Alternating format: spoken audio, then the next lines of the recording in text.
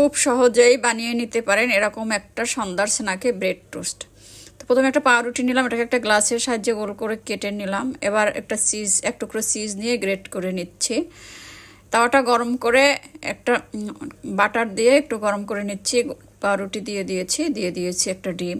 এবার একটু লবণ দিয়ে দিয়েছি স্বাদ মতো, দিয়ে দিচ্ছি চিলি ফ্লেক্স। এবার দিয়ে দিচ্ছি গ্রেট করে রাখা সেই চিজ। এবার দিয়ে দিচ্ছি গোল করে রাখা পাউরুটিটা। এবার এটাকে উল্টিয়ে দিব। তো উল্টানো হয়ে গেছে। এবার দিয়ে দিচ্ছি আর একটু চিজ। এবার দিয়ে দিব একটু বাটার। এবার এটাকে ঢেকে দিব।